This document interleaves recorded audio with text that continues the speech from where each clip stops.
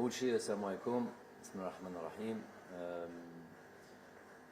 Effectivement, cette date du 29 mars restera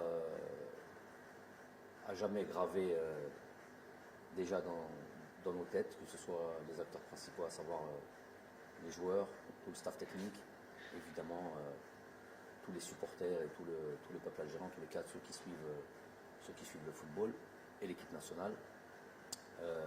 De par déjà l'importance de ce match-là, décisif pour cette qualification mondiale 2022, et évidemment de par ce scénario, on va dire, n'ayons pas peur des mots, dramatique, où on est passé par tous les sentiments, et puis avec ce résultat final. Et quand je dis scénario dramatique, je ne parle pas que des dernières secondes du match, je parle de l'ensemble du match, je parle des 2 heures, des 126 minutes qui ont jalonné ce match-là. Donc effectivement, c'est pas quelque chose qui chez moi peut disparaître aussi facilement.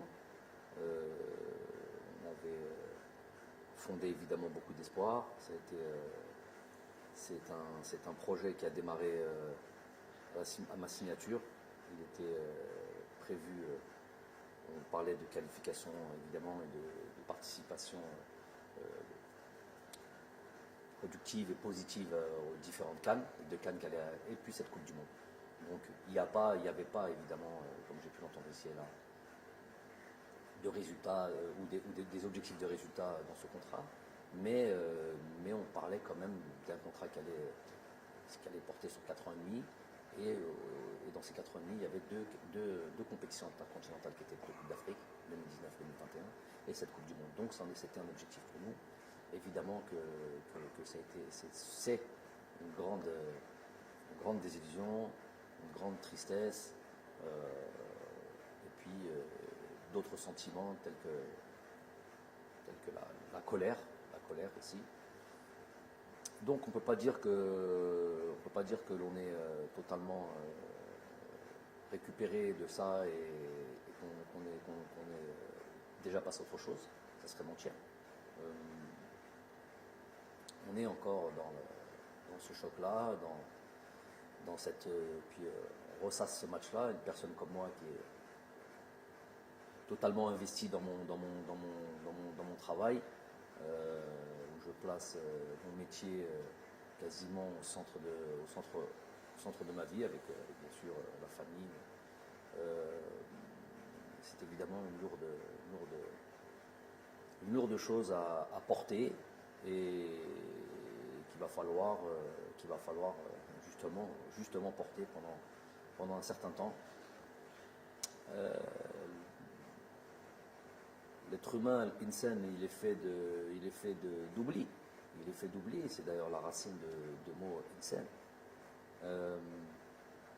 Et c'est sûr qu'avec le temps, les choses entreront dans l'ordre et s'amenuiseront. Le sentiment de tristesse, le sentiment d'avoir raté quelque chose.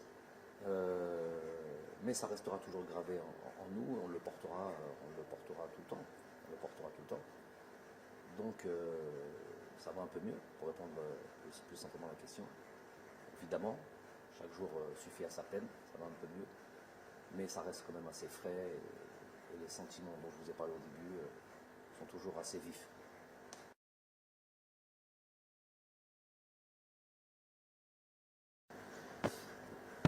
Donc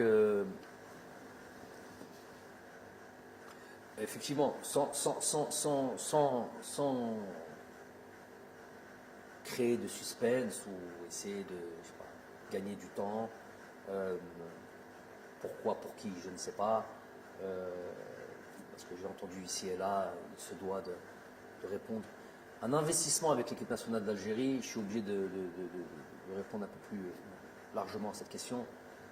J'avais déjà été approché en équipe nationale d'Algérie avant même que je prenne mes fonctions en 2018, et j'ai à chaque fois tempéré et je l'avais expliqué ça aussi, parce que مسؤولية كبيرة et on ne peut pas, si on ne se sent pas prêt, لما تحس باللي راك جاهز على هذيك المسؤولية وتقدرها, s'aventurer sur ça. Je ne suis pas un entraîneur اللي كان يحوس خدمة, parler simplement, pas un entraîneur sans emploi ou à la recherche d'un emploi, mais il fallait y aller avec des certitudes, une forme de certitude, même si on n'en a pas tout le temps dans le football. Donc j'ai pris le temps, et le jour où j'estimais que j'étais prêt à mon humble avis, et que l'on a fait appel à moi, j'ai répondu présent. Avec ce qui s'est passé, le minimum de respect que j'ai pour mon équipe nationale, pour mon pays, après un échec avec lequel je viens d'expliquer, ça reste un échec, les conditions sont des conditions, pas de problème là-dessus, mais ça reste un échec.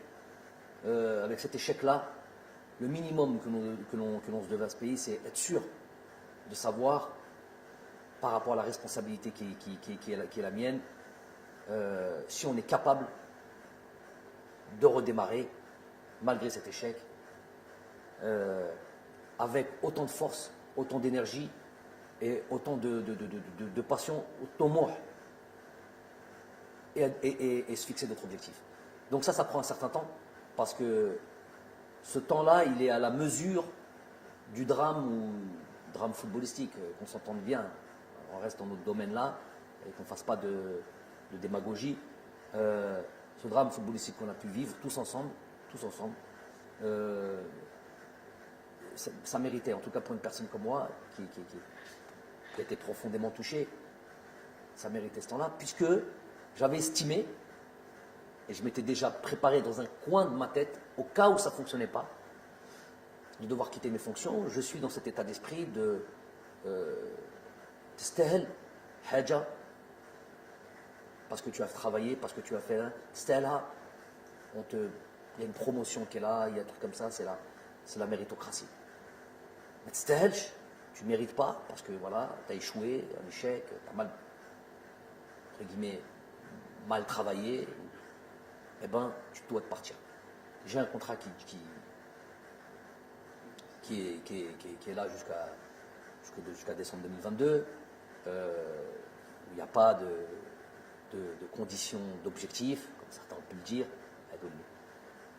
des ignorants qui me parlaient pour parler, mais ça dépasse le cadre du contrat.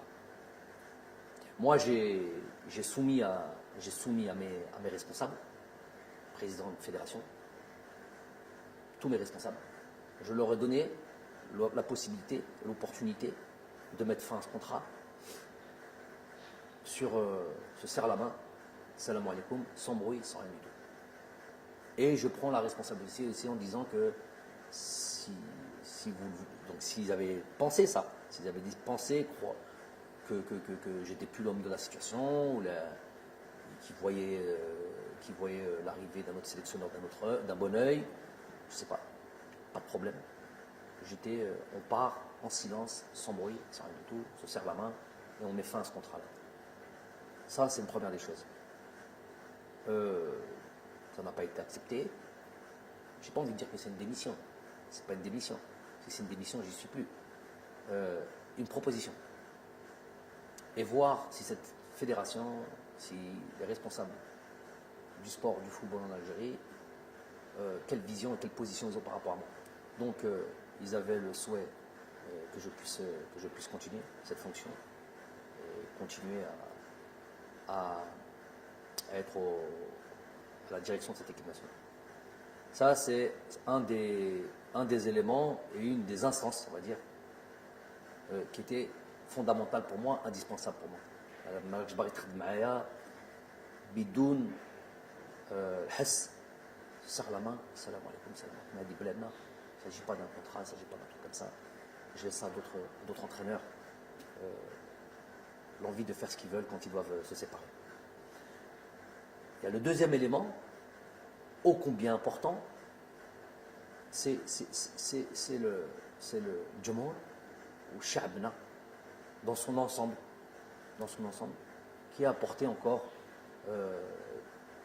une voix ou avec l'envie de croire en nous, de mon staff et moi-même, ces joueurs, de nous voir encore à la tête de cette équipe nationale, malgré Hazema. Donc c'est quelque chose, puisque je suis venu pour ça, je ne suis pas venu pour autre chose que ça.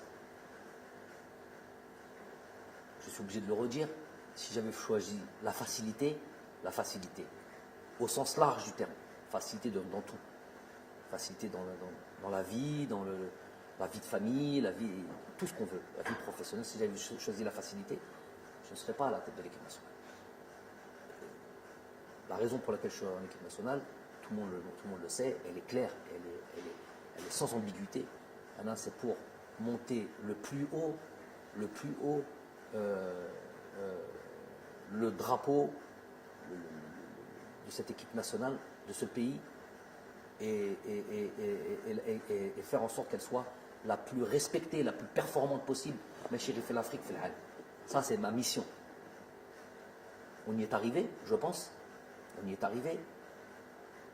Pas complètement, puisque sinon on serait déjà en Coupe du Monde et on va se laisser quand même, on en parlera peut-être après, on va se laisser peut-être une lueur d'espoir, mais c'était ça l'objectif. D'une certaine manière, il a été atteint cet objectif. Et ce peuple croit encore en nous, nous croit capables de continuer à leur donner, donner de la joie, faire en sorte de voir cette équipe-là performante, forte, capable de rivaliser avec les grosses nations, capable d'enchaîner des victoires, tout simplement. On est là pour la gagne. Et ça, je ne peux pas tourner le dos à ça, malgré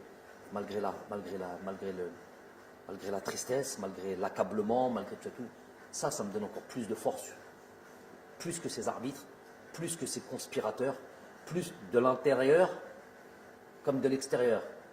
Plus que les Nestal, qui ne sont pas beaucoup à l'intérieur. 6-7 personnes très facilement identifiables. Les khedmo مشوار شخص ماشي مشوار. Des projets qui suivent des projets personnels qui sont là à travers à venir foutre la zizanie, mettre le fauda, avoir des haines personnelles, jamais d'espoir, il n'y a que du mal en eux, il n'y a que du sombre en eux. Quand ça gagne ou nestefrah et que c'est une évidence, ils sont obligés un peu de se ranger tout en diminuant le mérite des joueurs, le mérite de ceux qui travaillent. Quand il y a une petite, quand il y a un échec, et dans le football et dans le sport, il y en a. Quand il y a et ben, ils le grossissent et on devient des incapables et on devient des gens à qui il faudrait faire du tort. Ça, ou ma'arufin, et ils sont finalement très peu, et c'est du misérabilisme. J'appelle ça du misérabilisme. Ils ne veulent même pas l'importance de les citer. Mais pour revenir au plus important, c'est ce que le peuple croit et pense et comment il se sent à travers nous. S'il y avait eu le moindre doute par rapport à nous et j'aurais senti on voudrait voir quelqu'un d'autre, il n'y a même pas, on reste pas, on serait même pas en train de parler là. On dit salam alaikum,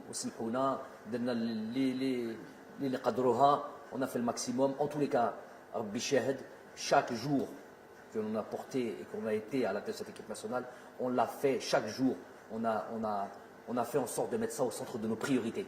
Même si on n'est pas là directement, même si on n'est pas en Algérie directement, on contrôle notre championnat, on contrôle nos joueurs algériens partout où ils sont, de là où on est, parce qu'on est investi dans notre mission tous les matins quand on se réveille.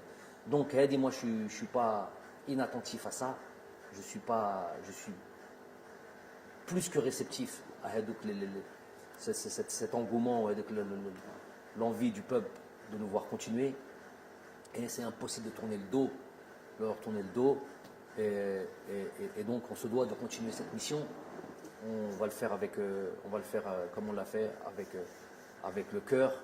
On va le faire avec tout notre investissement. On va le faire avec notre envie, notre détermination, notre rage, j'ai envie de dire, parce que هذا الشعب يستاهل هذا الخير وإنشالله que ce soit une bonne décision dans l'intérêt du pays. أنا هنا avec, je vous ai dit, avec on n'oubliera jamais cette tristesse, mais on a envie aujourd'hui de rendre au peuple ce qu'il veut et de refaire, d'aller recréer de l'espoir, le farha هذاك الشعب اللي يحب كرة القدم, et nous on est pleinement investis. Donc quand on a dit qu'on a été attentif, je suis attentif avec l'espoir que le peuple a en nous et qu'on se doit de repartir de l'avant et d'aller recréer une dynamique. Après, il faut une stratégie, parce que tout marche à la stratégie. Le Hamas mliha, le Tomouh mlih, mais l'Azm a toujours stratégie. On a eu le temps de penser. Je vous ai dit, moi, ma vie, ce n'est que ma famille et mon football, alors encore plus quand c'est mon équipe nationale. Donc on a eu le temps de penser à la stratégie que l'on va mettre en place. Le nouveau souffle, un souffle qu'on va envoyer à ce groupe, à créer voilà, une autre dynamique.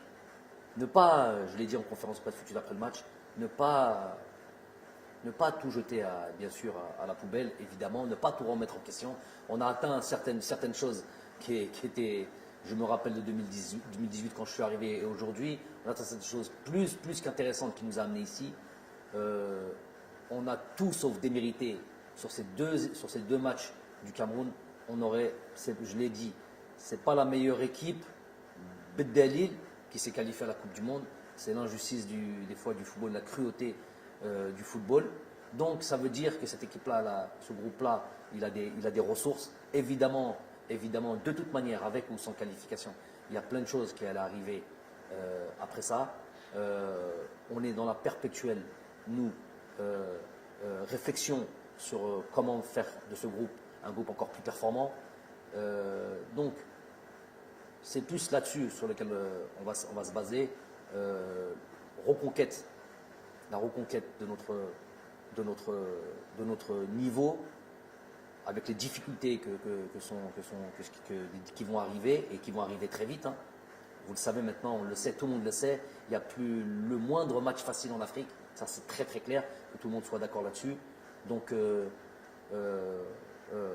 recréer une dynamique, renvoyer, voilà, que tout le monde, qu'il y ait une synergie. Et ça par contre, dans cette stratégie, il est inclus aussi, via la communication, via l'échange avec nos dirigeants, il est inclus aussi que tout le monde prenne ses responsabilités aussi. Quand je vous ai dit que j'ai crié au loup et au danger de l'arbitrage depuis 3 ans par des faits réels, ce qui n'est pas dans mes habitudes à la base, ni en tant que joueur, ni en tant qu'entraîneur, mais c'était tellement karitha en Afrique que c'est un élément essentiel. Il y a 2 éléments essentiels, excusez-moi de dévier un peu, 2 éléments essentiels, je l'ai dit à tout le monde, à tous ceux qui veulent l'entendre, à régler impérativement, et ça devrait être les 2 projets les plus importants en Afrique, c'était l'arbitrage et les infrastructures. Donc c'est là où tous les dirigeants auraient dû mettre se concentrer là-dessus. Quand on voit le niveau de l'arbitrage, les terrains ça va un petit peu mieux, il y a des stades ici et là qui se construisent, mais quand on voit le niveau de l'arbitrage, on est encore très loin du haut niveau. On est encore, pour moi, à l'âge, j'ai pas peur des mots, hein, à l'âge, c'est notre continent, tout notre continent inclus. On est à l'âge préhistorique au niveau arbitrage, au niveau conditions de jeu, même ça s'améliore, conditions d'infrastructure, mais sur l'arbitrage, on a l'âge préhistorique. Voulu, pas voulu, mais est-ce que certains y trouvent leur intérêt dans cette CAF, dans cette peut-être FIFA, je ne sais pas qui, pour que l'arbitrage n'évolue pas? J'en sais rien. En tout cas, c'est un constat, c'est un fait. Celui qui veut venir en parler avec moi, il vient. Celui qui a fait le Meiden, il dit fait le Meiden Maya, on a hadro et on en parle. On parle concrètement de ce qui se passe. On analyse concrètement ce qui se passe, plutôt que de venir parler et sortir des belles phrases. Sur le terrain, gros souci au niveau de l'arbitrage. Je vais prendre le temps de dire une chose. J'ai travaillé dans le continent asiatique. J'ai travaillé dans le continent européen, évidemment, en tant que joueur. Et j'ai vu comment on a basculé au niveau de l'arbitrage en Europe, comme on est quasiment au niveau zéro, quasiment au niveau zéro erreur, en plus avec la VAR. Donc là, il n'y a quasiment plus aucune possibilité d'erreur. C'est une vraie assistance. C'est une vraie assistance aux arbitres. Il n'y a plus de possibilité d'erreur. En Asie, donc il n'y a même plus la possibilité qu'un arbitre fasse quoi que ce soit. En Asie, j'ai été à la tête j'ai fait les Champions League asiatiques avec mon club. J'ai fait les équipes nationales avec l'équipe nationale du Qatar. Donc j'ai fait les compétitions internationales asiatiques. J'ai fait des colloques, des réunions préliminaires aux compétitions que l'on a pu jouer, que ce soit des coupes du Golfe, que ce soit des coupes des championnats d'Asie, des Champions League asiatiques. J'ai fait ces réunions préliminaires. J'en ai fait notamment une avant un championnat d'Asie, je crois, où je le répète et je répète souvent, on sort de la réunion, elle dure 1 heure, 1 heure et demie. On sort de la réunion, tu as l'impression, toi qui est complètement intègre, qu'il va t'arriver quelque chose, tellement ils sont pointus, assidus et exigeants et impardonnables. C'est tolérance zéro en termes d'arbitrage. Faut savoir qu'en Asie, si tu entends, vois, c'est les mots qui avaient été utilisés par les dirigeants de l'AFC, la Confédération asiatique. Tu entends, tu vois, n'en parle pas de si tu es mêlé, c'est la prison. La prison, ça c'est sûr, des peines de prison, des peines pénales, prison et radier à vie du football. Imaginez-vous à quel point on est loin en Afrique quand ça, nous sommes l'arbitrage en Afrique, quand on arrive dans ces compétitions-là, ou dans des matchs aussi importants, c'est un marché, tout simplement un marché.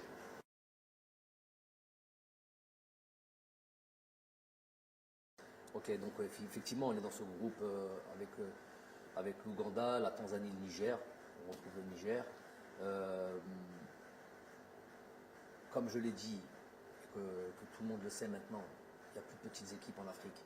On a pu le voir durant cette CAN, par exemple, qui a regroupé. On a vu toutes les phases la phase de groupe, où toutes les équipes, les grosses équipes, ne serait-ce que, prenons en exemple le champion d'Afrique, le Sénégal, avec cette première victoire, je me rappelle 1-0, 97e minute sur penalty de Mané contre le Zimbabwe, je crois, je ne sais plus contre qui. Ce 0-0 contre la Guinée, bon, la Guinée était quand même une très bonne équipe d'Afrique. Ce 0-0, je crois, contre le Malawi ou comme au troisième match. Bref, tout le monde sait la difficulté des matchs africains, le niveau des joueurs africains. Pour le coup, ça c'est quelque chose de positif qui est là. Est-ce que c'est dû à l'exode de ces joueurs-là qui vont jouer dans d'autres continents, notamment le continent européen? Est-ce que c'est ça? Est-ce que c'est la formation? Je sais qu'il y a beaucoup de pays qui travaillent à la formation, le Sénégal, le Mali, c'est des pays où ça forme, d'autres pays aussi, Sud-Afrique, l'Afrique du Sud. Donc c'est aussi dû à ça. Donc le joueur africain est maintenant quasiment complet, même dans les petites, entre guillemets, les petites nations du football africain. Donc ça, il n'y a pas de doute là-dessus. Donc on a ces 2 premiers matchs contre l'Ouganda à Oran, Inch'Allah, et le match contre la Tanzanie en Tanzanie. Donc effectivement, on rentre pleinement dans ce travail. De nouveau, l'étude de ces équipes-là, travailler sur nous, sachant que c'est travailler sur nous, notre équipe, notre groupe, et cet esprit de reconquête qui va nous animer. C'est des dates qui sont toujours un petit peu compliquées, parce que c'est des dates qui arrivent en fin de saison, où les joueurs arrivent fatigués, où les joueurs ont juste une envie, c'est de partir en vacances. À raison, quand on a une saison lourde comme ça, on a envie de récupérer. Donc ça c'est une chose, c'est notre donnée. Et avec des championnats qui s'arrêtent plus ou moins tôt, donc il va y avoir des divergences dans la forme des uns et des autres. Il va falloir prendre en considération. Quoi d'autre? Donc tout ça, ça va être évidemment étudié, suivi, et voilà, faire en sorte, surtout, et puis surtout, voilà, le moral des troupes, parce que effectivement, il va peut-être y avoir des joueurs qui étaient là cette double confrontation contre le Cameroun et qui ne seront pas là au mois de juin pour ces deux matchs contre l'Ouganda et la Tanzanie. Mais il y aura aussi un noyau qui est là et qui a été touché, je sais, qui est lourdement touché parce qu'ils avaient beaucoup d'espoir dans cette qualification à la Coupe du Monde. Donc, il va falloir aussi remobiliser les troupes, se réinventer, renvoyer de la force au projet que l'on veut mettre en place et que tout le monde adhère à ça. Voilà, que tout le monde adhère à ça.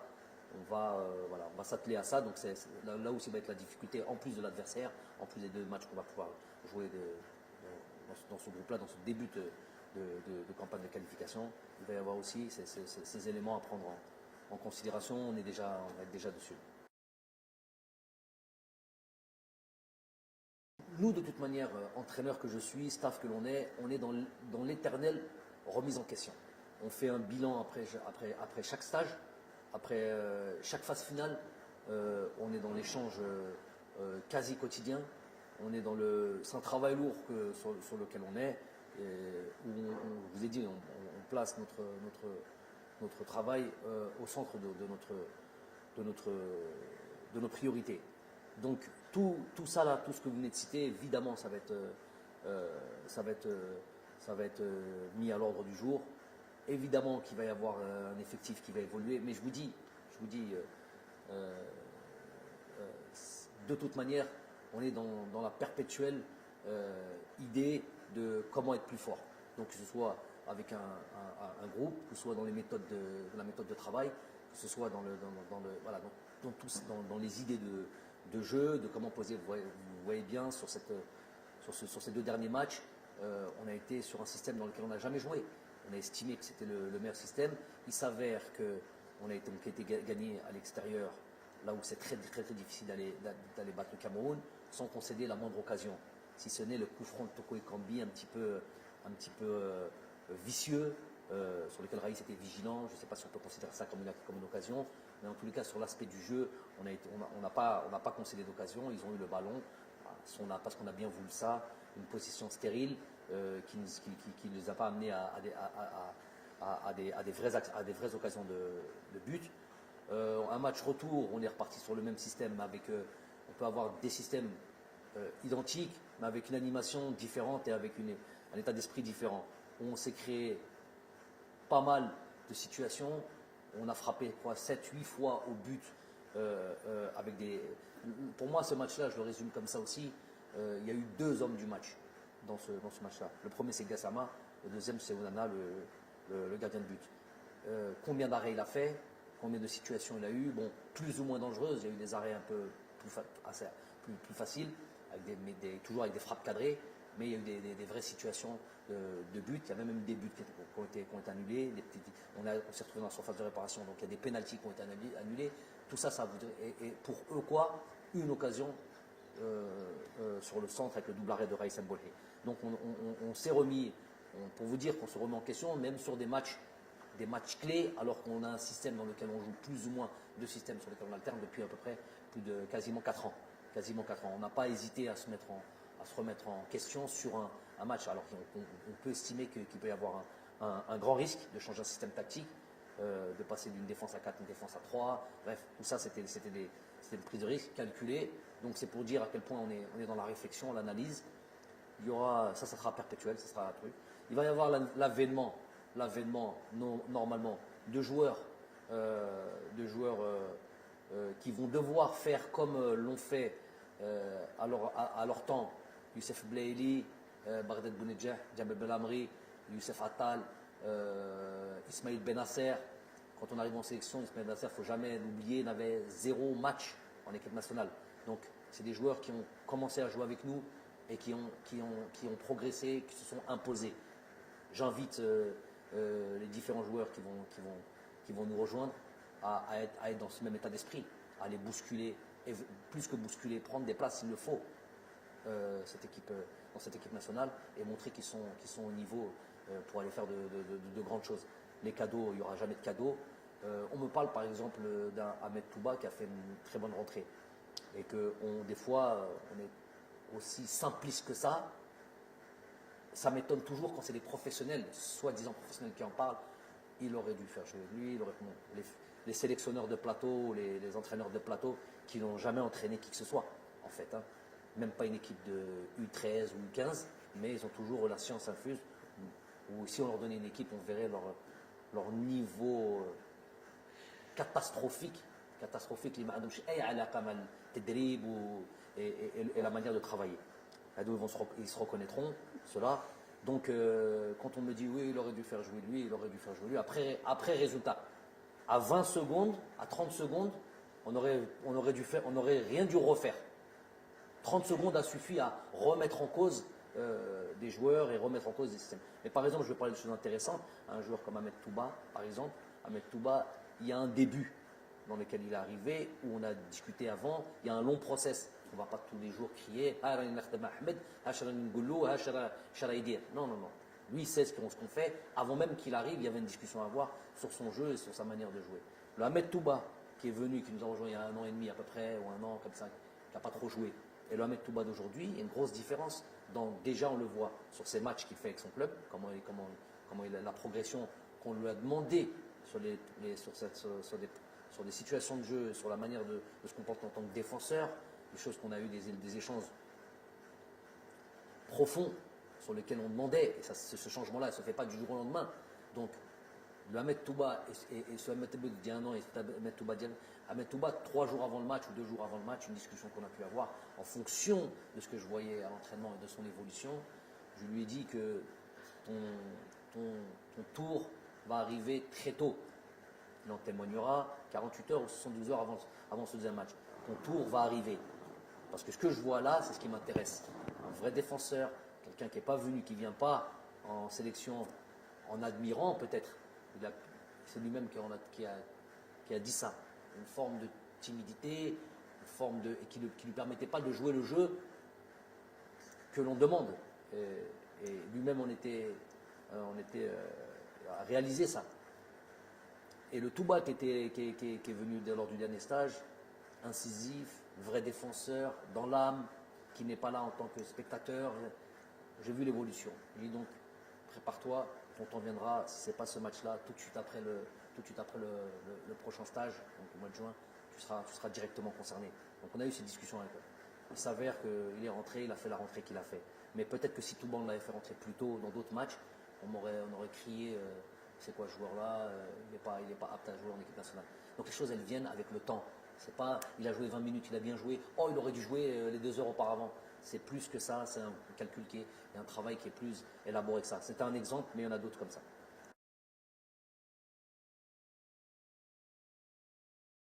Bon, أول شيء Tchaker ما ننساوش parce que Tchaker nous a donné tellement de joie dans ce match, dans ce stade-là. Il y a eu plusieurs qualifications Coupe du Monde qui ont été réalisées, des matchs historiques. ما ننساوش, ne serait-ce que parce qu'il porte le nom d'un chouhada, donc Rabbi yarhamou, Rabbi wasa' alayh. Mais c'était prévu avec ou malgré les efforts réalisés, les trucs et tout, ne serait-ce que le fait de devoir jouer ailleurs qu'en Algérie. Moi, mon souhait, ça a toujours été d'aller se produire. Cette équipe nationale, c'est l'équipe nationale de tous les Algériens, se produire partout, que ce soit à l'ouest, à l'est, dans le sud, si on avait les infrastructures dans le sud pour aller voir nos frères là-bas dans le sud algérien, Béchar, je ne sais pas. Du côté de la Kabylie, il y a le stade du Tizouzou, j'espère qu'il arrivera à achèvement le plus tôt possible. Déjà l'idée c'est ça, d'aller se répandre et d'aller profiter Jomona ou Humayoteni profite de nous, et d'aller faire des grands matchs de partout en Algérie.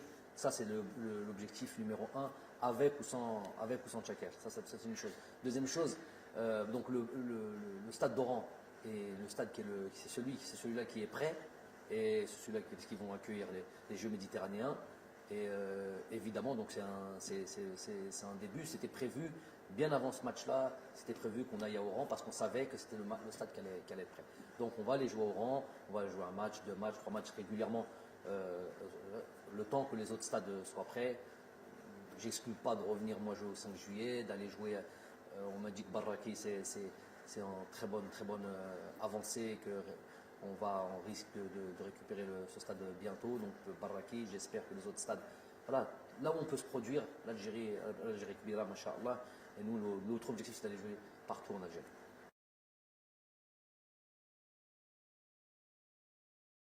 Donc voilà un sujet aussi un sujet important. Donc déjà le président a présenté sa démission. J'ai pas suivi avec assiduité tout ça au départ parce que j'avais besoin de recul, mais j'ai quand même été mis au courant, ne serait-ce que par lui, ne serait-ce que par le président de fédération. Donc à la Koléhal, déjà c'est un président de fédération, malgré les dires et malgré le Hadrat al-Nes, toujours, hein, les rumeurs, nous avons toujours été en relation.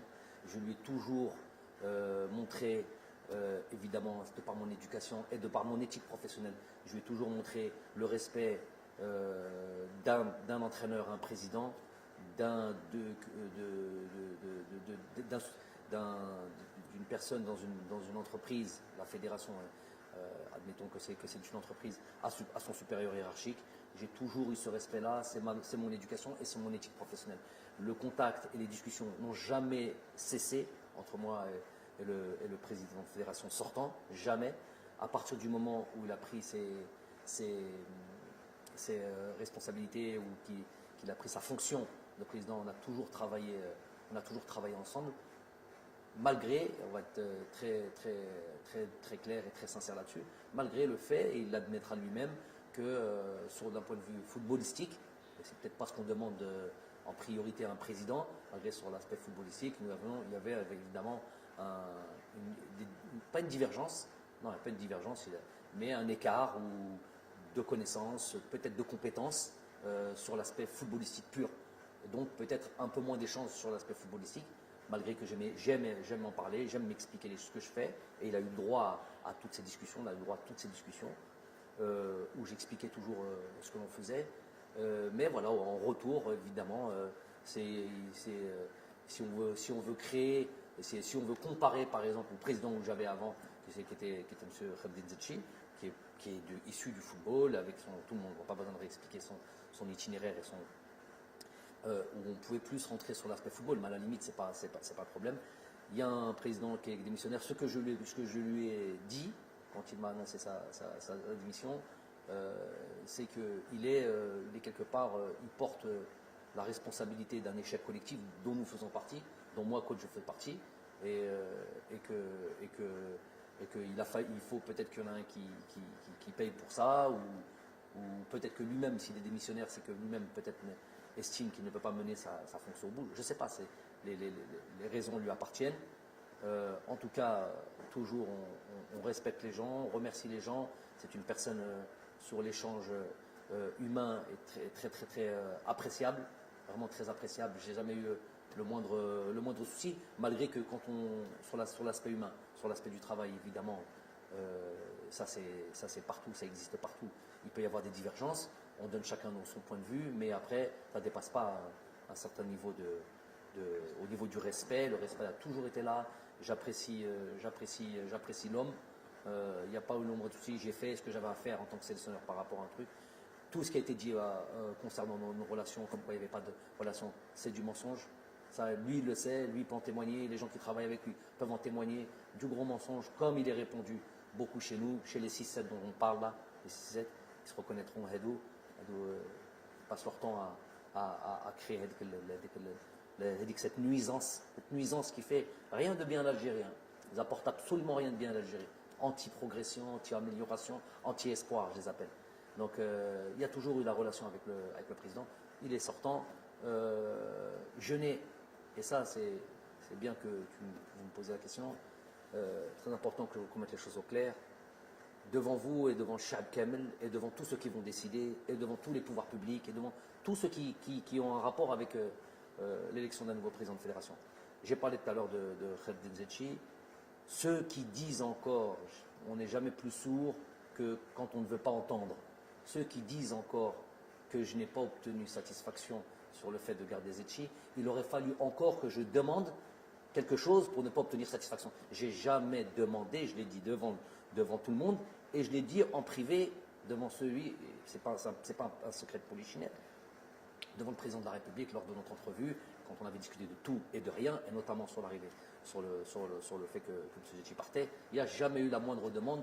Le meilleur témoin, c'est le président de la République. S'il y en a quelqu'un qui veut se substituer à ce témoin et qui a un dos qui est plus véridique que le président de la République sur cet aspect-là, qu'il se lève et qu'il se montre. Donc déjà sur Zetchi, j'ai jamais rien demandé et je n'ai pas à demander. Je sais où est ma place. Ce qu'on veut me faire porter, Jamel, il est concentré sur son travail. Tu n'interfères pas dans mon domaine, dans mes prérogatives, comme je n'interfère pas dans tes prérogatives. Les fois où j'ai commencé à parler de terrain, parce qu'on prend ça comme exemple, de terrain de foot, oui, le terrain n'est pas bon. Le coach, normalement, il ne parle pas de ça. Mais si je ne parle pas du terrain dans lequel je vais devoir exercer ce que je fais au quotidien, à savoir jouer au football, je vais parler quand? Je vais parler où? Si le terrain est mauvais, j'ai dit le terrain est mauvais, mais je là. Ce que je mets en place, moi, à l'entraînement, je ne peux pas le mettre en place au jour du terrain. Ça, il ne faut pas l'interpréter comme le gars, il rentre dans toutes les discussions. Je rentre dans rien du tout. Un Selounich, juste dans mon travail. Mon travail, tout le monde le sait, et qu'on ne me donne pas une importance que je n'ai absolument pas. C'est encore du mensonge, c'est encore de la fumée qu'on veut encore, où on veut créer une forme de truc. Moi, les choses, au moins une chose importante et essentielle, et qui règle beaucoup de problèmes, c'est clair ce que je raconte. C'est que c'est clair et c'est direct. On n'aime pas, ça c'est autre chose. Mais ça c'est au moins clair et direct. Tu me poses une question, je te réponds directement, sans mensonge, comme eux ont l'habitude de faire, ont l'habitude de dire. Donc, pour revenir au président de la fédération, j'ai jamais intervenu sur M. Zetchi. On n'est jamais plus sourd que quand on ne veut pas entendre. Ça c'est une chose qui est très importante. Hadi Loula. Deuxième chose, sur M. Amara, il parle. Il vient, on lui dit, merci Barakallahu Fik, que tu n'es pas le seul fautif de ce qui s'est passé. On est tous fautifs là-dessus. Et le prochain qui est à venir, aucune espèce de, comme j'ai fait pour le premier, comme j'ai fait pour le deuxième, ce n'est pas mes prérogatives. Je n'ai pas donné mon avis, dans le sens où déjà c'est pas mon travail, un, et deux, je ne connais pas moi le paysage footballistique des dirigeants en Algérie. Je ne le connais nulle part d'ailleurs. Je ne sais pas quel sélectionneur connaît d'ailleurs ce genre de choses. Donc, il y a des gens, je ne sais pas comment ça se passe, les pouvoirs publics, les élections, les bureaux fédéraux. Ces trois choses-là, dans l'ordre, pas dans l'ordre, je ne sais pas, c'est eux qui sont à même de nommer un président. Ils le nomment. Et pour qu'ils nomment un président, il faut qu'il y ait des gens aussi, c'est ce que j'avais dit lors de la dernière fois, il faut qu'il y ait des gens clairs, qui se présentent clairement et qui viennent présenter leur programme. Moi, j'invite ces gens-là à se montrer clairement, pas à se cacher, pas être derrière les 6-7 qui viennent regarder. Vous verrez dans les bouches, un il est là, 3-4 plateaux, 2-3 youtubeurs, un ou deux Twitter, pas Twitter, et ils disent la même chose. Ils ont un groupe WhatsApp, ils se transmettent. Le fait du jour, c'est ça. Aux gars, de là où ils sont, je ne sais pas comment ils appellent ça, les mouches, moi je ne suis pas des nouvelles technologies, là, les mouches qu'on envoie comme ça sur le net ou je ne sais pas quoi, et ils balancent tous la même chose. Tout ce qui fait du mal au pays. Cela, c'est tout ce qui fait du mal. C'est cela qui amène la noirceur. C'est cela qui amène l'ambiguïté. C'est cela qui amène le bab dans le pays. On ne sait plus qui dit quoi, mais qui est désinformé, malhonnête. Hadou, je les appelle vraiment. Tu peux ressentir, j'ai pas peur des mots, au fond de lui, il a un discours de l'Algérie, le drapeau, Hadra Sha'bawiya. Ça, tu l'entends. Mais dans les faits, c'est tout le contraire.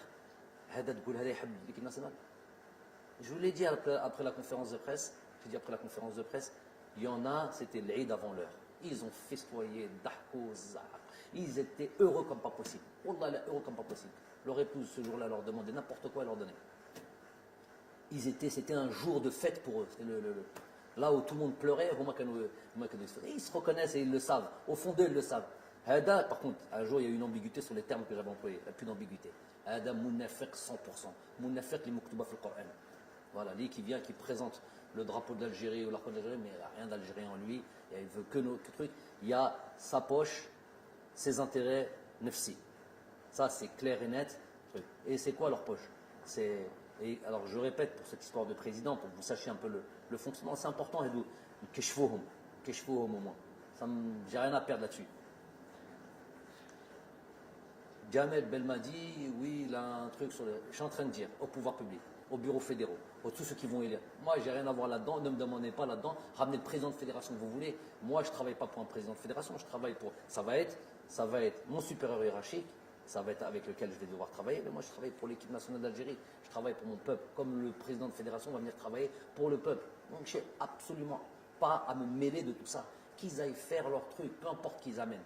C'est clair, il n'y a plus de trucs.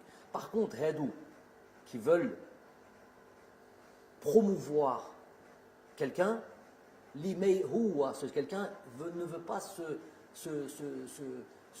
mettre en avant par son programme, par un engagement clair.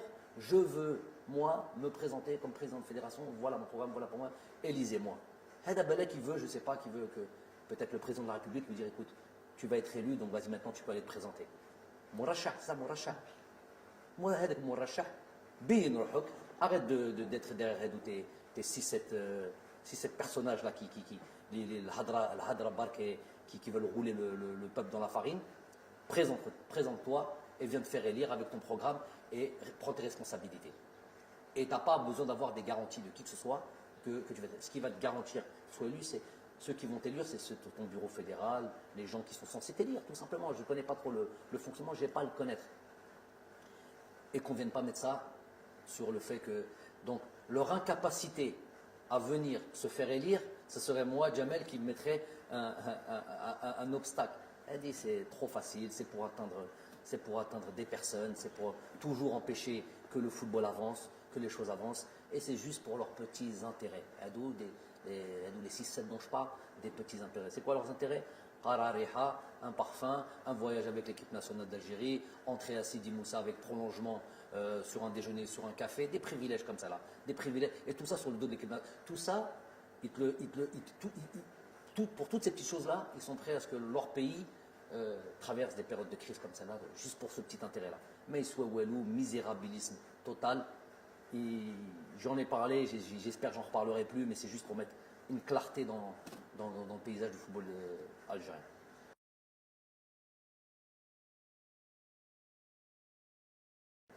Ben Kemlo, moi ce que je veux dire c'est que on est certes enragé, on est certes déçu, on est certes, mais pas pour des mots, traumatisé. De ça, voilà. Demain matin, le jour se lèvera et la force des hommes et d'un peuple, c'est aussi de se relever. Donc nous, on va se relever. Plus jamais de la vie, on laissera 2-3 personnes conspirer contre notre pays. On ne laissera plus jamais un arbitre comme ça venir mettre à mal un pays. Je suis obligé de dire que je n'ai pas aimé du tout le lendemain du départ de cet arbitre à l'aéroport d'Alger, le voir confortablement assis dans les salons à boire un café et un millefeuille. Ça, j'ai pas aimé ça. J'ai vidé mon sac chez cet arbitre-là. Je l'ai croisé en Turquie après, j'ai pris le vol. Je lui ai redit la même chose. Je lui ai dit qui il était. Mais ça, j'ai pas aimé que nous puissions accepter ce genre de choses. Nous, quand on va dans ces pays, quand on va en Afrique, souvent, c'est pas ces traitements de faveur que l'on a. Hada, il a enlevé l'espoir de tout un peuple et on le laisse comme ça. Je ne dis pas qu'il faut le tuer, je ne dis pas qu'il faut le truc, mais mettre Hada Haggar, Hada plus que Haggar. Donc ça, j'ai pas apprécié. Il ne faudra plus jamais accepter ce genre de choses. Inch'Allah, هذا الشعب الجزائر إن شاء الله يزيد يفرح ويزيد Inch'Allah qu'on vit encore des moments comme ça de joie, d'allégresse dans le futur. En tous les cas, nous, on va faire le maximum, on va s'atteler à ça, staff technique, joueurs. De toute manière, il va y avoir des joueurs. Bien sûr, il y a des erreurs ici, là, bien sûr, il y a des choses qu'on peut leur reprocher, mais dans l'ensemble, je les félicite.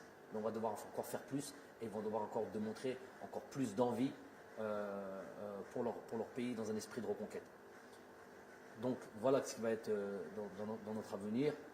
Et on a fait les Qadr sur les derniers jours. Rabbi, Inch'Allah, السيامنا يقدر ندعاء ان شاء الله، وان شاء الله نكملوا هذه الصيام بالصحه والهنا، وصحه رمضانكم، صحه عيدكم، on vous dira son temps et honneur. Voilà.